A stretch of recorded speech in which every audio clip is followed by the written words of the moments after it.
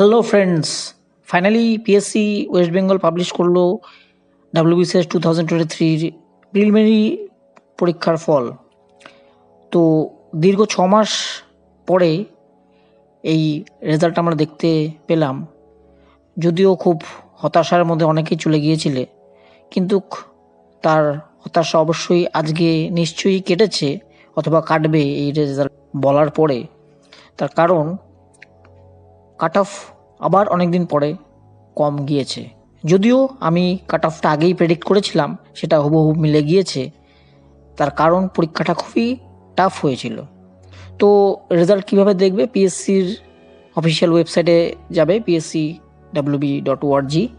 সেখানে গিয়ে first serial নাম্বারটাই দেখবে roll number of 4963 candidates. Yes, 4960 ক্যান্ডিডেটসকে পাস করিয়েছে ফাইনালে অ্যাপিয়ার হওয়ার জন্য, মানে প্রিলিমিনারি পাস করে এখন মেন্সে তারা পরীক্ষায় বসবে।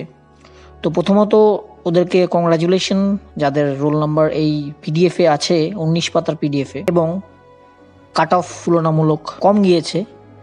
কম বলবো না, খুবই একটা ভালো কাট অফ গিয়েছে। তো সেটা আমি অলরেডি প্রেডিক্ট করেছিলাম। অনেকেই বলেছিলে হ্যাঁ এটা কি যেতে পারে কি যেতে পারে না, অনেকে এরকম বলেছিলে, কিন্তু আমি বলেছিলাম কাট অফটা আমি ওয়াইড রেঞ্জে রেখেছিলাম, তার কারণ যাতে সবাই পড়াশোনা না ছেড়ে দেয়। পরীক্ষাটা যেহেতু টাফ হয়েছিল, তো এর মধ্যেই কাট অফটা ফাইনালি পিএসসি পাবলিশ করলো।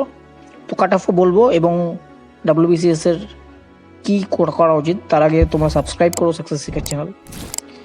তাহলে কাট অফ জেনারেল হলো 101.25, ওবিসি এ, ওবিসি বি এবং জেনারেল সব একই কাট অফ, যেটা কি 101.25, এসসি 94.50, এসটি 76.25। আর বাকি ক্যাটাগরিগুলো দেখতে পারো। PH A category 80.25, B 57, C 68, D 3.75 আর এমএসপি 77.75। এটা আজকেই পাবলিশ হয়েছে, পিএসসি নিজেদের ওয়েবসাইটে দিয়েছে।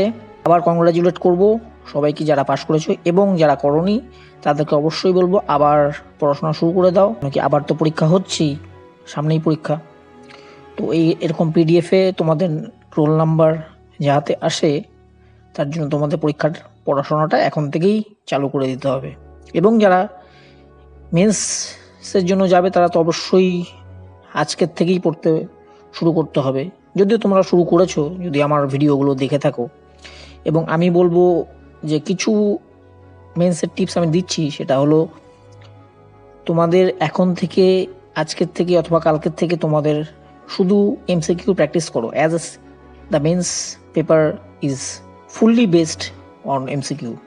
তো তোমাদের এমসিকিউ প্র্যাকটিস করতে হবে, যেখান থেকেই পাচ্ছ সেখান থেকেই প্র্যাকটিস করো। যে কোনো পিএসসি হোক, যে কোনো অন্য গভর্নমেন্টের পিএসসি সাইট হোক, সব প্রশ্নগুলো জোগাড় করে তোমরা অ্যান্সারগুলো অবশ্যই করতে থাকো এবং অঙ্কটা করতে থাকো ভালো করে। এবং তোমাদের রুটিন এবং ডিসিপ্লিন অফ লাইফ তোমরা আজকের থেকেই তোমাদের প্র্যাকটিস করা শুরু করে দাও, তাহলেই তোমরা মেন্সে চান্স পাবে।